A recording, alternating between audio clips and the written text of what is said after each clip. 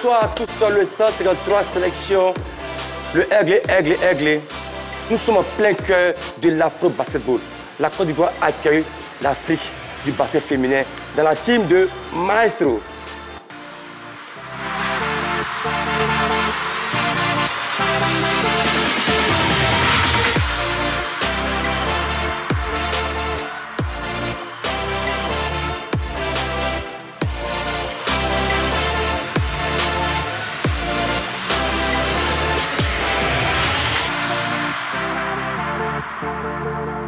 Aigle. Très fier parce que ce soir, nous sommes à la 11e émission de la team des Maestro. À mes côtés, toujours mon binôme, mon copilote, Henri Joël. Comment vas-tu, mon frère? Oui, je vais très bien. Je suis très content parce que là, on vient de réaliser quelque chose d'assez extraordinaire. Au niveau du basketball, vous avez évoqué, hein? Bon, tu as évoqué. Non, nous avons évoqué, c'est la team des Maestro. Non, vous avez évoqué. Nous avons évoqué. Vous avez évoqué. Bon, évoquons alors. Évoquons voilà. La victoire de l'équipe nationale face à l'Angola, il y a de cela quelques minutes. Ça nous qualifie directement pour les quarts de finale. On attendra de connaître notre adversaire après les qualifications qui vont se jouer le mercredi, mais déjà, on peut savourer cette victoire et cette qualification de l'équipe nationale féminine. Affaire à suivre, à ses côtés, un champion qui a fait ses preuves à la SEC d'Abidjan, Cheikh Diabaté. Comment vas-tu? Bonne arrivée dans la team de Maestro. Merci, je vais très bien. Je suis heureux de participer à cette émission. Effectivement, après cette deuxième sortie de la Côte d'Ivoire face à cette majestueuse équipe de l'Angola, on ne peut qu'être content. Bien sûr. Et de participer à cette émission aussi pour en dire un peu plus. Le consultant de charme, l'expertise en matière sportive, Henri Joël Nielou 1. En fait, est-ce qu'il y a...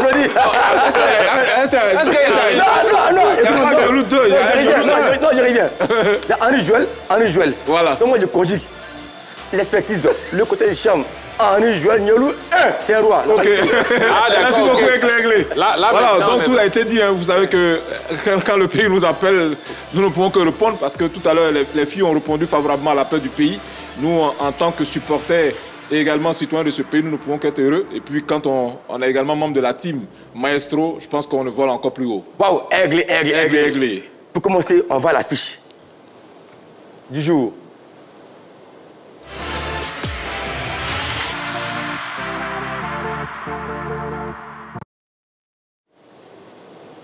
OK, nous sommes là, oui. Aujourd'hui, nous allons parler de basket. On l'a dit il y a de cela quelques instants. La Côte d'Ivoire qui accueille l'Afrique du basket. Deuxième sortie des éléphantes. La Côte d'Ivoire s'est imposée, il y a de cela quelques instants, face à l'équipe d'Angola. Ça, c'était la victoire face à l'Égypte, 75-63. Et puis le mercredi, on verra les qualifiés. Mais c'est pas loin de rencontrer le Sénégal. Voilà, parce que on va jouer le vainqueur de Sénégal au Rwanda. Voilà. Donc, on sait tout maintenant sur l'afro-basket. En ce qui concerne bien sûr l'équipe de la Côte d'Ivoire. Puis il y a quand même de très belles choses, hein, notamment cette victoire de l'Ouganda face au Sénégal. C'était pas évident. C'était pas évident, puisque le Sénégal fait partie des favoris de la compétition. Le Sénégal a joué la finale de l'édition précédente, c'était face au Nigeria. Elles ont perdu. Elles sont arrivées ici en tant qu'avec la posture de vice-championne d'Afrique et surtout avec l'ambition de stopper, je dirais, l'hégémonie du Nigeria. Le Nigeria, c'est 4 titres d'affilée. Donc, les Sénégalais sont arrivés dans l'optique quand même de stopper cela. Bon, pour l'instant, le premier match s'est bien passé, sauf que le deuxième match ne s'est pas bien passé. Donc, elles sont obligées de passer maintenant par les qualifications pour obtenir un ticket pour jouer les quarts de finale.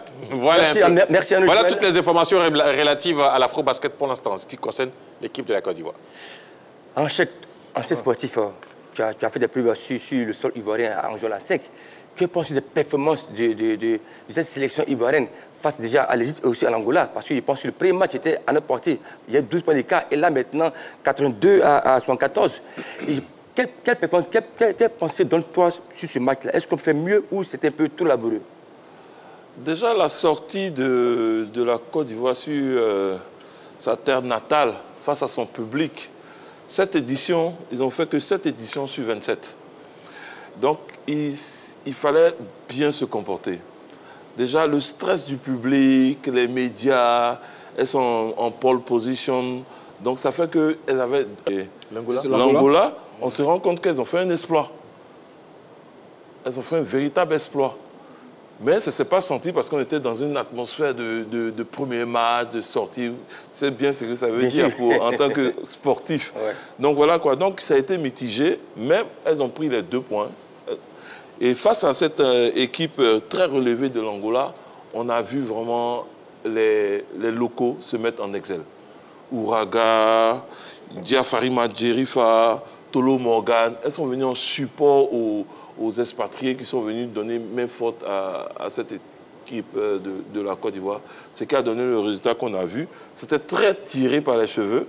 On a eu toutes les émotions dans ce match. Les sportifs, voir ces 2 matchs-là, quel jugement donnez-vous sur ces matchs-là par rapport à votre opinion? Je pense que dans un premier temps, on pourra dire que la mission est accomplie. 2 sur 2, 2 victoires sur 2 matchs. Maintenant, le comportement, la première rencontre, il fallait tout simplement tisser cette toile d'amitié entre le public et bien sûr les athlètes. Ça a été chose faite. Aujourd'hui, face à l'Angola, sachant que l'Angola avait perdu devant l'Égypte, donc les Angolaises avaient l'envie et avaient le devoir de pouvoir chercher à en remporter cette victoire. Et c'était malheureusement devant la Côte d'Ivoire. Donc ce qui a fait qu'il y a eu un orgueil fouetté du côté des Angolaises. Et elles nous ont posé d'énormes difficultés. Heureusement, le 6e homme, qui est bien sûr le public, a donné de la voix, a permis à ces filles-là de se relever, de comprendre qu'avec un peu plus de dynamisme, on peut retrouver tout simplement la victoire. Et puis finalement, au thème d'un match rempli d'émotions, comme tout à l'heure Cheikh l'a signifié, on a remporté la victoire. Pour moi, l'essentiel est fait. Maintenant, avec ce repos, les filles pourront recharger les batteries. Merci. Et vous savez, l'artiste maestro, c'est des anciens sportifs, des chroniqueurs, des expertises, des anciens footballeurs, des coachs, des boxeurs. Et là, on va dire un merci, un champion qui s'appelle Abdou Karim, qui vient d'arriver sur le plateau. Ouais, c'est un champion. Allez, Jo. Bon arrivée, champion. Vous avez remporté l'UEFA. Ouais. L'UFOA, pardon. L'UFOA B. Champion, respect et considération. Bonne arrivée. Alors, il me salue et puis il dit l'Africa Sport. Je ne sais pas pourquoi. Tu envoies les steaks, quoi. Laisse-le, il a bien de bonnes médailles. Il a bien les médailles avec l'enveloppe. Il vient du Ghana. Hein. Ok. Il vient du Ghana. Henri Joël. Vous savez que le basketball, c'est un sport collectif.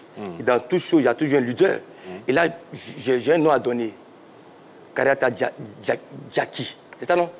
Diaby. Tu n'as pas son élégie, sa grandeur, son poids, c'est son justesse. Mais à un moment donné, j'ai trouvé qu'elle était un peu fatiguée parce que c'est la seule qui... Bon, pas la seule, mais c'était le poids de cette sélection-là. Et à un moment donné, quand elle est fatiguée, quand elle ressort, les Anglais prennent le pas sur la Côte d'Ivoire. Comment est-ce qu'on peut trouver le juste... Si vous ajoutez 10 assists, rebonds, 10 passes, rebonds, voilà. Donc, si vous faites, vous avez 10 au niveau de ces 3-là, ça fait un triple-double. Là, elle n'est pas passée très loin du double-double. Mais, comme je l'ai dit, elle n'est pas seule à vraiment porter cette équipe. Il y a aussi Kaiser Moli, qui a inscrit 21 points ce soir, avec 11 passes. Donc, elle fait le double-double. Ouais. Voilà, elle a fait le double-double. Et puis, Aston, qui a fait 19 points, une passe. Donc, bon, voilà. Donc voilà un peu quand même les 3 joueuses aujourd'hui dans cette équipe qui essaient de tirer l'équipe vers le haut. On n'oublie pas aussi Kariata Diaby qui apporte son expérience, qui apporte sa taille. Il faut le préciser, sa taille quand même au rebond, que ce soit offensif ou défensif, elle est là. Donc un peu. Merci André. Là maintenant, je vais aller à la télé pour la pub. Afro-Basket 2025 au féminin. La fête du basketball africain, c'est sur la 3. À 3 points. Un rendez-vous qui promet sur les bords de la lagune ébriée. Sensation unique à vivre avec les nouvelles pépites africaines. Attendues pour un spectacle inouï. Bataille rangée à distance entre les tenants du titre du Nigeria, les plus titrés du continent venus du Sénégal et les baroudeuses du pays organisateur, la Côte d'Ivoire. Et le contre. Ne ratez rien, des dribbles, des passes, et des paniers qui vont sublimer la compétition. Du 26 juillet au 3 août en direct sur la 3. Abdou Karim, comment vas-tu? Ça va très bien. Déjà, félicitations encore à toi pour cette belle victoire de la Côte d'Ivoire. Merci. Et là, je pense que tu es quand même à jour. Là, c'est l'Afro-Basketball en Côte d'Ivoire et nos filles ont fait 2 victoires. Tu es un peu au courant de ce qui se passe en Côte d'Ivoire sur le plan basketball? Bon, déjà, c'est à saluer. Hein. C'est à saluer pays organisateur. On se doit de faire un parcours sans faute si possible. Et nos filles sont à féliciter. Merci beaucoup. Ça fait plaisir. Toujours pour revenir, c'est vrai qu'on va faire peut-être cette petite parenthèse. Hein. Alors, dans ce match en finale face au Nigeria, nous sommes à quelques minutes de la fin du match. Le staff fait un changement pour les tirs au but. Dans l'optique des tirs au but, il y a un petit gardien qui rentre à la place du titulaire pour les tirs au but. Sauf que sur la suite, on marque, et bien là, on s'impose. Mais déjà, celui qui est rentré pour les tirs au but, c'était préparé à l'avance, c'était un peu la tactique à ce niveau-là? Déjà, ce que les gens doivent savoir, c'est que tout ce qu'on faisait là-bas, tout était déjà bien déterminé. Voilà, on savait ce qu'on faisait. Moi, j'ai la particularité d'être l'entraîneur gardien, voilà, de cette sélection-là. Donc, je connais plus ou moins les qualités des uns et des autres. Voilà. Celui qui a joué titulaire, Ziggy, il n'est pas mal au tir au but. Mais au football, vous savez, il y a l'aspect psychologique. Psychologique. Et le petit Chris, tout le monde sait qu'il a fait... Qui est venu des U17. U17. On a vu à la CAN des U17, il a enlevé pas mal de tirs au but. Donc déjà, vous savez, en termes de formation, il faut faire la part des choses. Voilà, le Nigeria, c'est sûr, c'est une grande nation. Ils ont un bon entraîneur. Forcément, ils ont fait des vidéos. Voilà, ils ont fait des vidéos. Donc, de voir Chris en train de rentrer, psychologiquement, ça peut les déstabiliser. Et en plus, il est bon au tir au but. Donc, on savait ce qu'on faisait. C'était un peu la petite stratégie. Effectivement. Voilà. Donc, on peut poursuivre maintenant avec le basketball. Donc, je suis en train de dire que, voilà, quand même, il y a pas mal de joueuses qui arrivent à tirer cette équipe ivoirienne vers le haut. J'ai donné 3 noms, mais il y a aussi aujourd'hui, il y a Laetitia Saillé qui n'a pas eu de bonnes stats, mais qui a été très présente dans le premier match face à l'Égypte. Donc, quand même, il y a pas mal de joueuses qui se dessinent. Effectivement. Et je pense que coach Cheikh Diabaté est d'accord avec moi. Oui, franchement, je veux dire, souvent, nous, on mesure l'aspect, les statistiques des joueurs quand tu as marqué un but ou pas. Mais il y a un fait qu'on ne voit pas très bien, c'est l'aspect défensif. Au basket, on appelle ça des screens, de blocage pour permettre à un autre de se libérer, pour avoir aisément un shoot, les écrans qu'ils font, ou bien la position de shoot, ou bien prendre un rebond. C'est très important. Quand vous prenez un rebond, c'est 2 points que vous enlevez à l'adversaire. Mais par contre, c'est vrai qu'elle n'a pas marqué, mais dans ces rubriques-là, elle était très importante. Ils ne sont pas rentrés au premier match, ça a permis aux adversaires de les déstabiliser.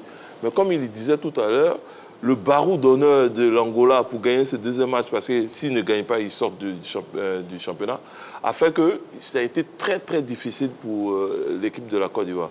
Mais à la fin, on s'en est sorti avec la victoire et Dieu merci, on passe pour le second tour. Henri Joël, tu es expert dans le sport. Il appelle de blocage, de stream. Mais moi, j'ai vu à un moment donné, les jeux ivoiriens avaient du mal à lancer les 3 points, les 5 francs. Ça, c'est un défaut parce qu'à un moment donné, c'est important en cours de jeu d'avoir les 3 poinns. Et qu'est-ce qu'on doit remédier à ça pour pouvoir faire l'effort, pour pouvoir mettre ces paniers-là? Dans un premier temps, il faut gérer la pression. Parce qu'on a constaté que nos joueuses n'arrivaient pas à gérer cette pression. Il y avait le public, et puis elles savaient que ces Angolaises étaient redoutables, étaient capables de pouvoir renverser la vapeur. Donc automatiquement, elles avaient cette crainte-là de ne pas commettre des erreurs. Et ce qui faisait qu'elles avaient des difficultés à marquer ces 3 points. Puis finalement, je pense qu'elles ont compris que marquer 2 points valait mieux que louper 3 points. Donc elles sont allées avec les moyens du bord en empêchant les Angolais de pouvoir développer leur jeu. Donc quand on a la possession, il faut que cette possession-là se termine par 2 points. Je pense qu'à un moment donné, elles ont réalisé cela et ça leur a permis de pouvoir comprendre que la compétition est longue, il faut s'armer de courage et de patience également. Et je pense que c'est une belle technique qui a marché finalement. Merci. Belle analyse. Franchement, je suis content parce qu'il y a du savoir, il y a de la compétence, parce qu'on est un ancien basketteur qui connaît les preuves, on a l'expert Henri Joël. de petits poteaux au quartier. C'est comblé. Non mais attends, pourquoi le docker est planté. Moi je joue petit poteau au quartier. Avec qui où ça? Il a même, en fait, le problème... Attendez, au quartier on appelle ça Gboroli. Ouais. Hein? Et on va aller pour le Gboroli. Ah ok.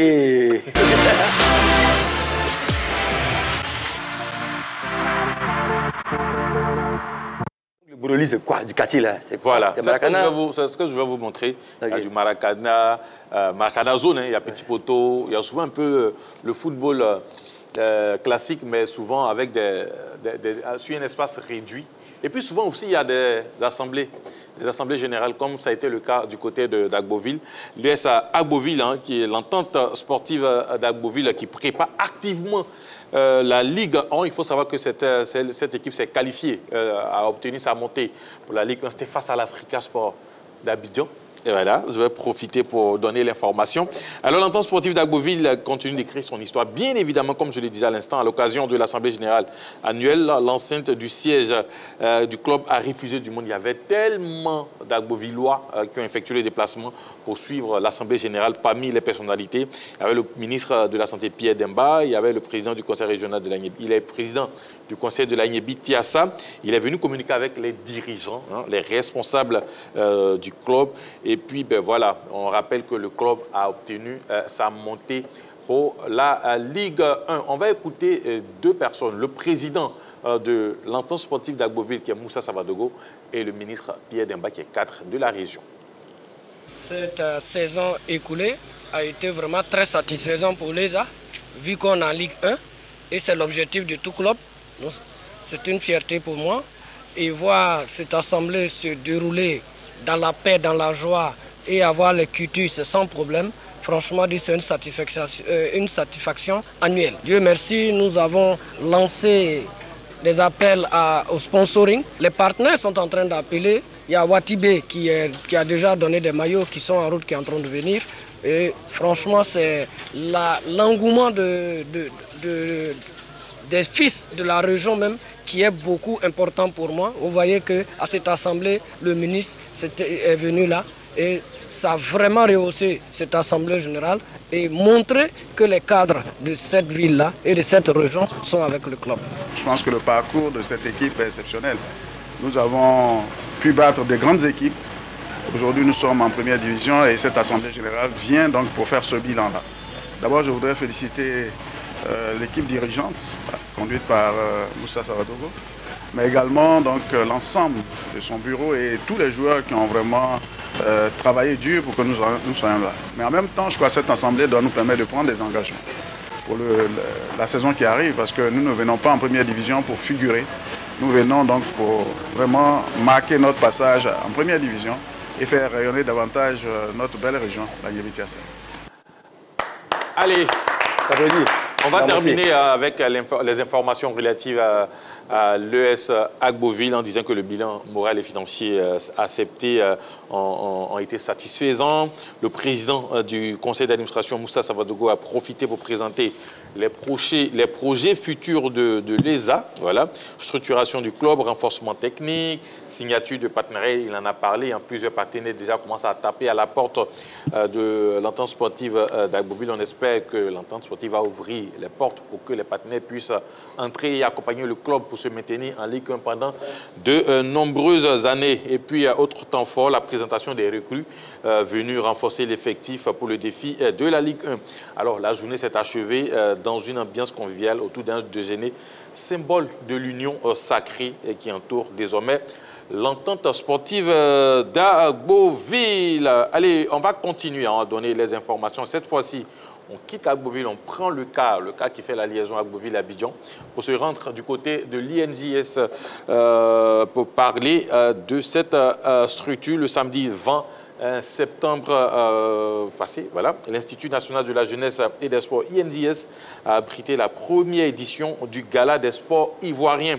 Alors, en prélude à ce rendez-vous de célébration, une conférence de presse s'est tenue le jeudi 24 juillet dernier pour dévoiler les différentes attractions de cette cérémonie d'entrée de jeu. Souleymane Traoré, que vous voyez à l'écran, commissaire général de l'événement, a levé un coin de voile sur le bien fondé de ce gala. Le gala des sports sera marqué par la projection d'un film institutionnel dénommé 90-2025 Alassane Ouattara, un homme de vision pour le sport ivoirien, présenté par le ministre délégué auprès du Premier ministre chargé des sports et du cadre de vie, Adjé Silas Meutch. Alors, ce film documentaire retracera les 35 ans d'engagement et d'investissement personnel de l'actuel chef de l'État ivoirien, le maire la mairie de Makori, par la voix de son chef de cabinet, a assuré quant à l'accompagnement de la municipalité. Akpagi Narcisse, icône du handball ivoirien aujourd'hui en 14 à l'INDS, a salué l'initiative. Allez, on va écouter quelques personnes qui étaient présentes à cette cérémonie. On appelle de tous nos voeux à une paix durable. Et nous pensons que le sport est un puissant moyen de fraterniser les fils et les filles du pays. Donc voilà pourquoi nous avons choisi ATC. Il y aura bien sûr d'autres thématiques. Comme l'a dit, vous avez marqué notre doyen Akpagi. Il y a des personnalités qui aussi nous encadrent. Donc en fonction des événements du moment, nous allons développer des thématiques. Et pour cette année, on a choisi ce thème. Voilà les informations relatives à notre Boroli du jour. Voilà, comme je vous l'ai dit, moi je joue beaucoup au quartier et même peut-être demain je vais jouer au quartier aussi. Donc désormais, quand tu cites les anciennes gloires, il faut me citer aussi en tant que quelqu'un qui a joué au quartier avant et qui continue un peu maintenant. Tu as joué avec qui? J'ai joué avec les gens qui sont au quartier. En bas, une pause pour la pub. Puis Olivier, toi et moi, on causait.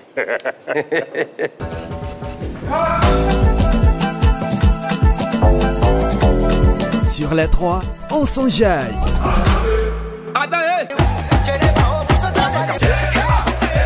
Playlist Ivoire. Aujourd'hui, là, je vais sortir la face. Malgré les épreuves, tu manges la vie. Playlist Afrique.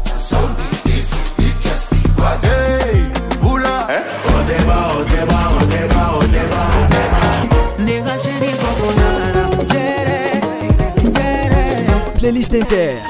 To the unknown. Cagoulé pendant le plafond. Ça fait connaître nous le fort. Tu pousses par sa bigode, tu trottes, ok, la skeda. Renouer avec tous vos. La team de Maestro. Oui. Le diable, c'est un quoi? C'est un menteur. Toujours en l'air. Jamais par terre. Aiglé. Alors notre invité, il ne connaît pas, il faut reprendre. Quand on dit le diable, c'est un menteur. Quand on dit toujours en l'air, jamais par terre. Oui. Donc, le diable, c'est quoi? Un menteur. Toujours en l'air. Jamais par terre. Aiglé. Maintenant, avant de continuer, aiglé, ça veut dire en BT, c'est Zokre. Donc le Zokora, là, c'est une déformation de Zokre en BT. Okay. Tu ne prononces pas en BT, c'est ça qui est le problème. Oui, non, premier BT, prononce bien. Zokre. Zokre puis Zokre, c'est pas la même chose. En fait, vous savez, Zokre, là, ça c'est en BT, non? Donc quand nous, les Français, on a récupéré, c'est devenu Zokre. Zokre jusqu'à Zokora. Vous voyez un peu le merci beaucoup l'information. Voilà. Et un carton vert à celui qui a trouvé le nom. Et je pense que ce carton-là va annoncer les cartons TDN.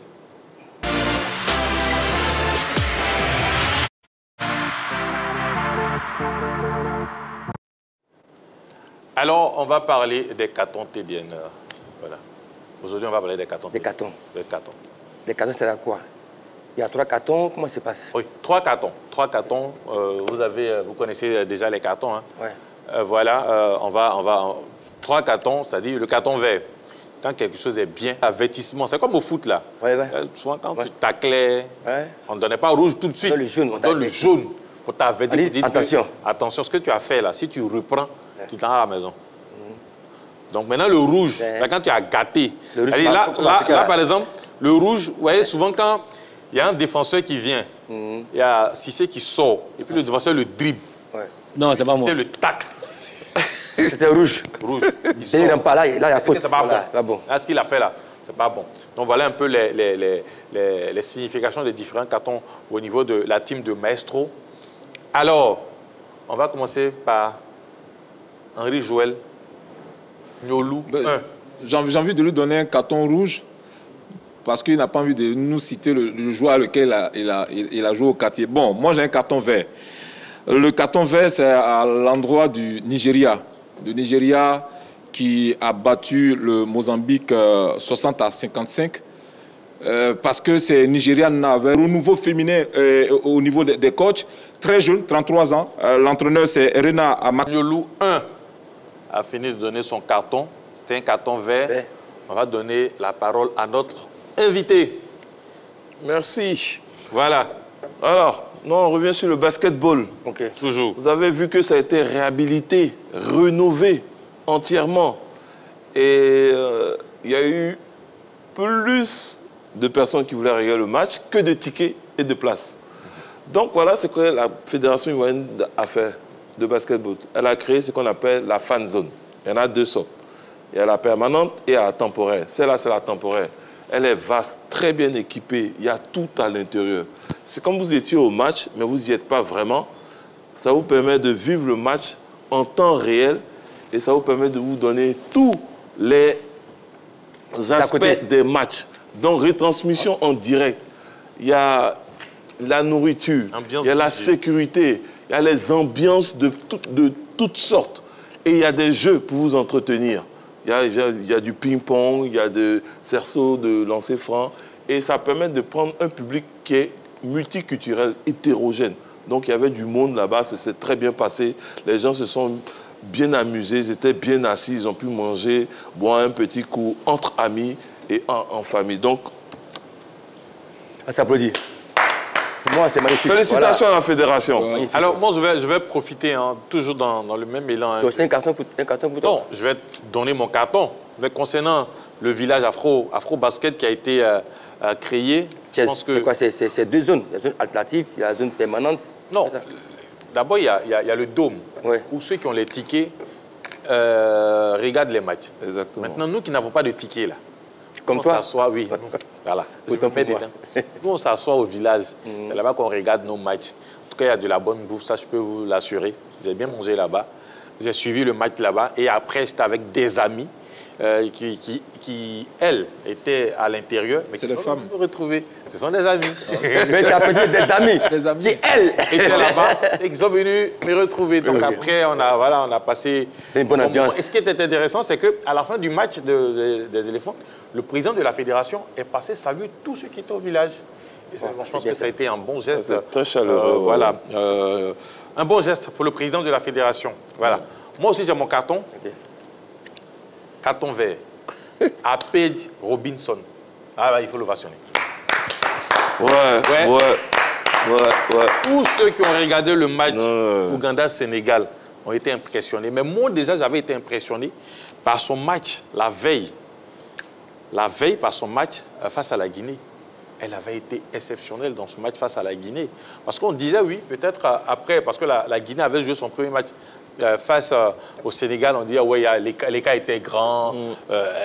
Donc, Guinée-Ouganda, c'est pratiquement le même niveau. Sauf qu'on a vu une équipe ougandaise très compacte, où le jeu, c'est-à-dire qu'il n'y a pas d'individualité en tant que telle, c'est le collectif.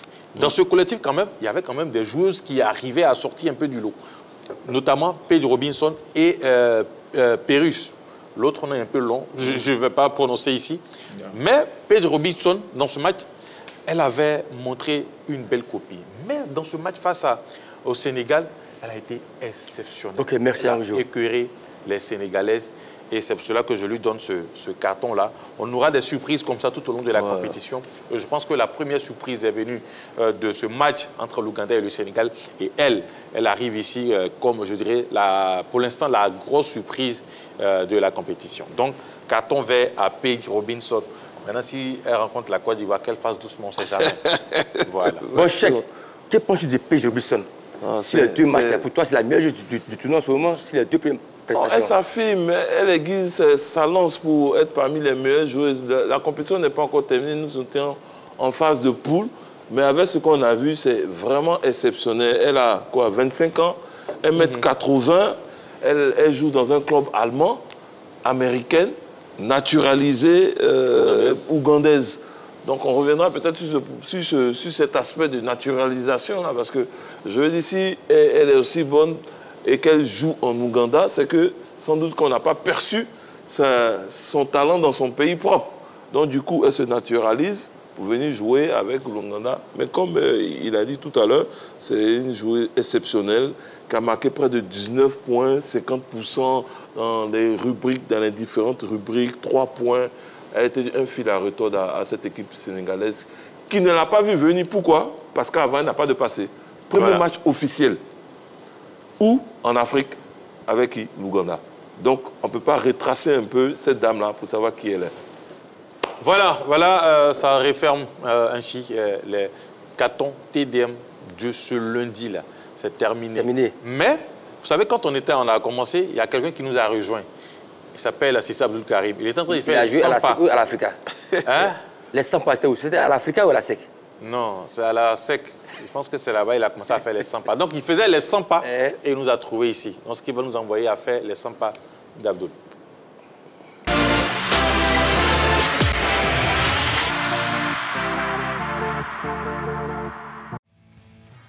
Salut la famille, je suis une peau de journaliste, donc je vais me mettre à la place des autres, te poser des questions. Déjà on est en vacances, tu t'occupes comment frère?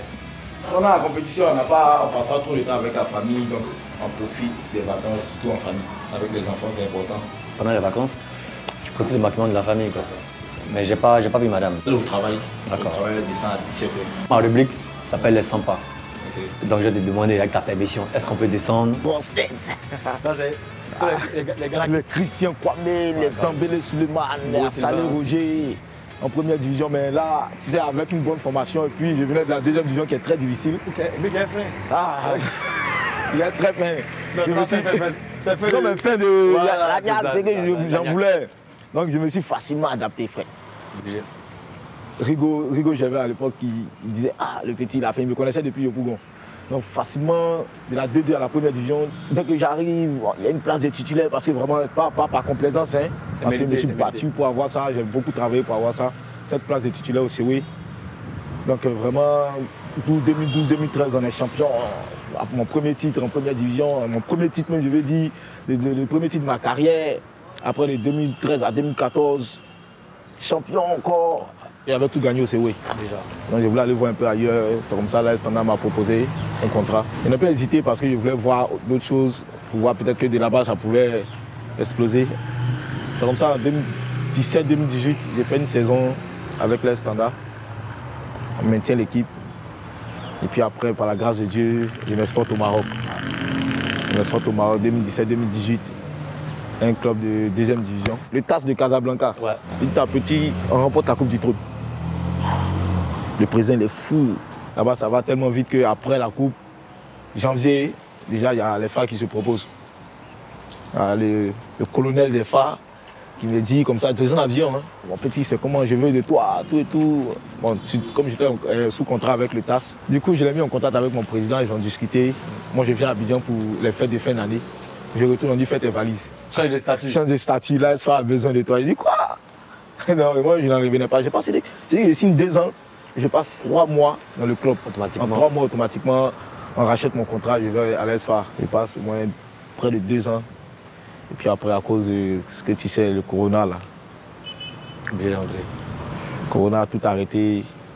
Donc c'est comme ça que je résilie mon contrat avec l'ESFA à cause du Corona. Il y avait Agadi FC qui me voulait. Je suis retourné au Maroc. Hein. Je suis retourné au Maroc, on a discuté de là-bas. J'ai reçu un coup de fil de Maître Roger Ognien. Obligé. Obligé. Parce que quand j'étais venu en vacances, après la période du Covid, je me suis entraîné avec la SEC. Genre ça serait pour les vacances. Donc j'ai réfléchi, j'ai dit bon, c'est pareil, pourquoi on ne veut pas rentrer au pays? Surtout que c'est la SEC, c'est un club boutique. Il y avait de bons milieux de terrain, de très bons milieux de terrain. Mais toi, quand tu es arrivé, on a tout de suite vu que tu étais largement dessus. Et toi et moi déjà, on s'est déjà côtoyé, on avait déjà joué ensemble. Le Chan. Le Chan 2015. Le fameux Chan. Ça fait partie des meilleurs souvenirs quoi, de ma carrière. Quoi. Même moi, pareil. Ah. Et puis ce Chan, jusqu'à présent, c'est ce qui a relevé un peu, si je me trompe, le football ivoirien, les joueurs locaux. Hein. Parce que dès qu'on sort là-bas des demi-finales... Il y a plein d'opportunités. Plein d'opportunités. Il y a plein qui sont partis. Plein d'opportunités. C'est une génération de l'eau, on peut dire. J'arrive à la SEC même. En ce moment, la SEC était en quête de titres. Parce que la SOA venait de rafler, le RCA venait de rafler. Et Dieu merci, j'arrive. C'est le titre le plus... Non, c'était difficile. C'était difficile, mais qui était très doux à savourer. Parce que voilà, les choses difficiles, là, quand tu finis par les acquérir, là, tu profites bien, tu savoures bien. Et c'est comme ça, 2020-2021, on a notre premier titre avec la SEC. Contre Pedro, sous la pluie, 0-0. 0-0. Ah, le match lui suffisait. Ouais, match nul. Ouais. Ah, c'était difficile, mais c'était bien quoi. Il y avait Tchakito Oma, il y avait Tchakito Oma, Konaté Karim, Aziski. Aziski, tout le monde était là. Tout le monde était là. Atola. Oui, Atola. Tout le monde était là. Le champion de Côte d'Ivoire pour la SEC, c'est les formalités. On était plus attendu en Coupe d'Afrique. Ouais. Et là encore, vous avez relevé, vous avez fait un truc d'assez grand. En Coupe CAF, on arrive jusqu'en demi-finale. Là, moi, je pense que c'était vraiment le meilleur parcours. Bon, je ne veux pas parler du COE, la finale en 2014, mais je parle du parcours parce que cette année-là, on a raflé presque tout sur le plan local et demi-finale de la Coupe CAF. Donc pour moi, c'était une saison plus que réussie. C'est un aboutissement de tout, quoi. Plus que réussi, le président il était satisfait. Tu viens, tu prends la Super Coupe, tu prends la Coupe nationale, tu prends le championnat, les demi-finales de la Coupe CAF. Ah, quand même. Là, tu as été 6 fois champion de Côte d'Ivoire. Ouais. Et dans 3 clubs différents. Ouais. Mais de tous ces titres-là, quel est celui qui t'a vraiment marqué en fait? Chaque titre avait sa particularité. Hein. Le premier titre, par exemple, à la SEC, c'était quelque chose de recherché depuis 3 ans. Les dirigeants ont respiré un coup et puis après, les autres se sont enchaînés. Il y a eu aussi le dernier titre avec le Stade d'Abidjan. Ça fait combien d'années après? Voilà, en fait, c'est ça le truc. Ça fait des décennies et quand tu fais partie de ces joueurs-là, voilà. Tu es dans l'histoire du club en fait. Il y a des choses que les gens veulent savoir en fait. Pourquoi tu es parti de la SEC comme ça? J'en parle peu parce que après ça peut te déranger aussi. Quand tu parles de ça, c'est en même temps plusieurs personnes que tu impliques. Donc c'est pourquoi je suis beaucoup discret là-dessus. Je suis beaucoup discret. Seulement je mets ça sur le compte de Dieu. Et tu as en tête que les bons souvenirs en fait. Que les bons souvenirs. Ça le plus important. J'ai passé de bons moments à la SEC. Après 4 ans passés au club, bon voilà, quand même il fallait que je passe à une autre mission. C'est comme ça que je vois les choses. Après la SEC, il y a le Stade d'Abidjan. Ouais, le Stade d'Abidjan qui était en quête de titres. Ouais, des titres. Ouais. Qu'est-ce que tu peux nous dire en fait, ton passage au Stade d'Abidjan? Il y avait déjà la proposition du stade. J'ai vu aussi avec le challenge de la Champions League. Ouais, bon, j'ai pas hésité. Comme je suis un homme de challenge, j'ai dit pourquoi pas aller essayer, voir un titre au bout, une phase de poule de Ligue des Champions. Et puis ce titre-là, vraiment, il a été vraiment, en tout cas pour les dirigeants après 56 ans. Déjà.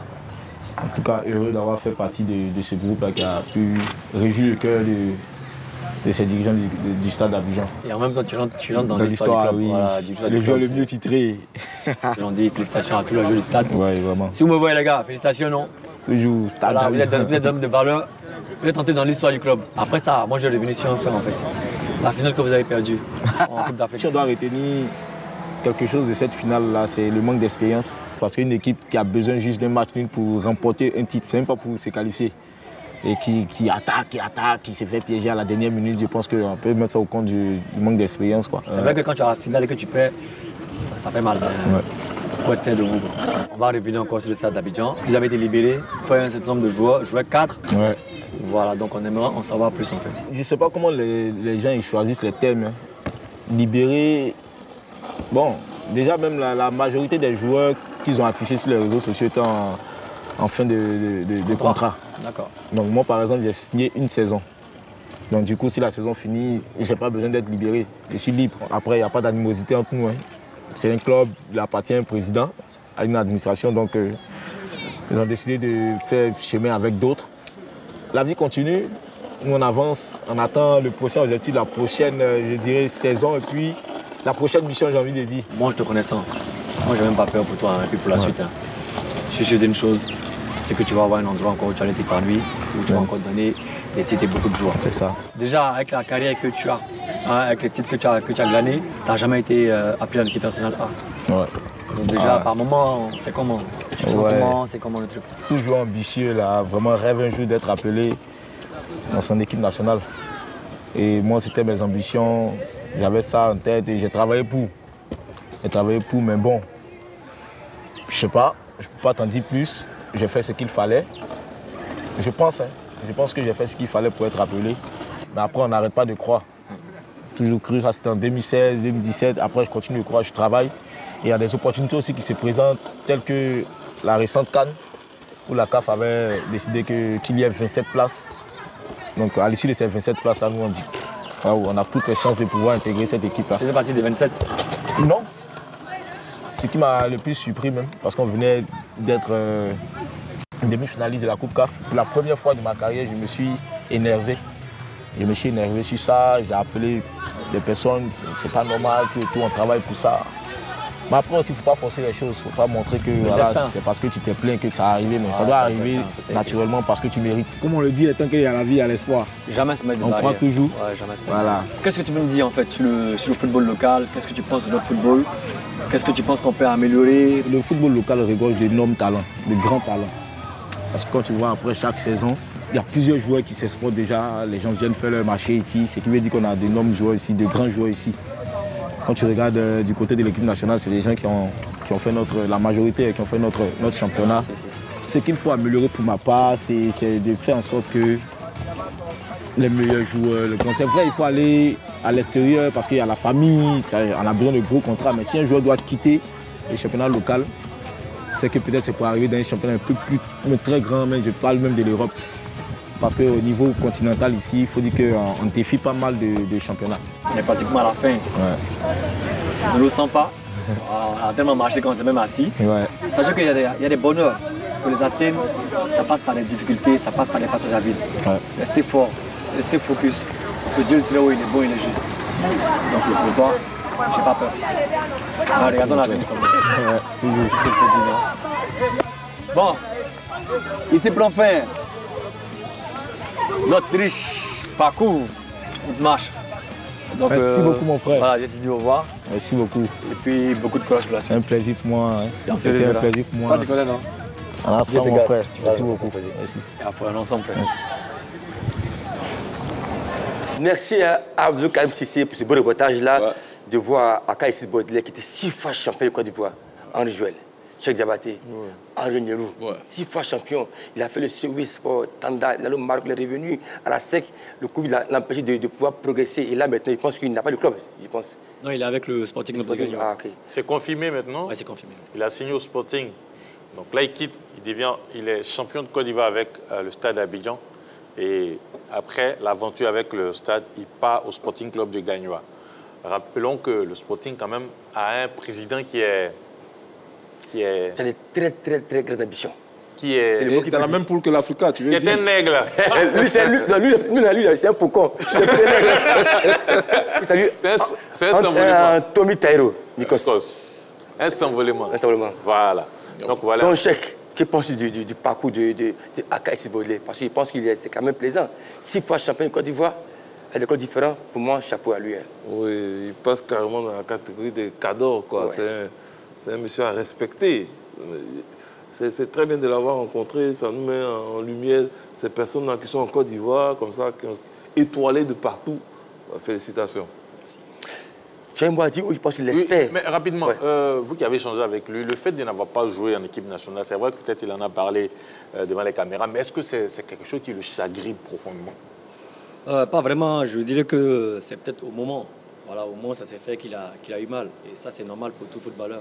Tout footballeur aspire à... Quand tu es au top de tes performances, ton objectif majeur, c'est la sélection.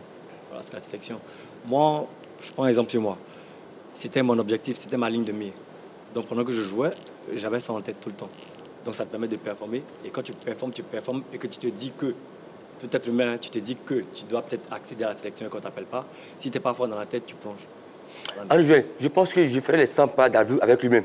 Parce qu'il venait en sélection, mais à chaque fois qu'on partait jouer la canne, il s'est blessé. Affaire à suivre. Le diable, c'est quoi? Un menteur. Toujours là, jamais parlé. Ça l'a pris. Il a oublié. Comme c'est la première fois, il va s'habituer. Et dessus alors. Alors rapidement, vous savez que Akaï Baudelaire est joueur de football. C'est au football qu'on l'a connu, c'est au football qu'il a fait presque toute sa carrière. Et on va aller dans le saviez-vous aujourd'hui parler des origines du football.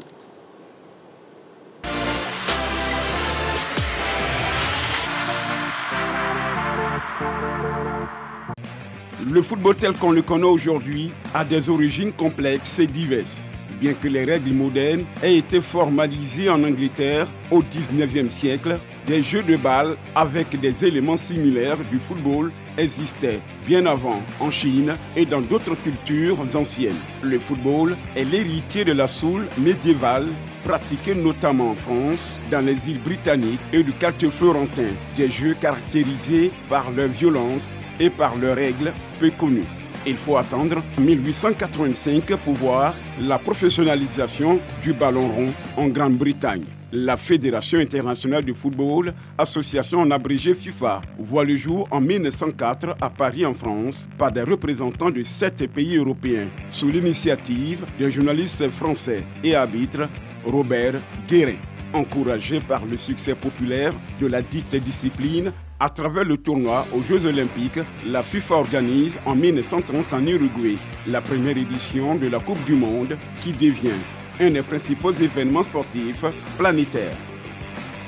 Wow, merci Henri Jo. Oui. On parle de l'évolution du football mondial. Henri Jo, dis-moi, dans cette période, quelle est l'évolution du football qui t'a marqué? Mais je pense que d'abord, l'initiative de la mise en place de la Coupe du Monde a permis à ces adeptes, à ces amateurs du football de pouvoir s'aguerrir. Je me rappelle également de l'histoire en 1948 où le Nigeria est allé du côté de Londres, là où est né le football, pour pouvoir s'adapter à l'évolution de ce football. Et les Nigériens n'étaient pas habitués au pain des matchs, donc certains ont joué pieds nus.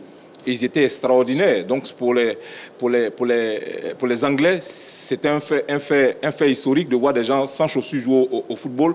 Je pense que c'est parti de là également permettre aux uns aux autres d'aller également chercher d'expérience ailleurs. Et ça a permis à ce que le football connaisse aujourd'hui cet essor-là. C'est la recherche permanente de l'évolution au niveau des différentes fédérations.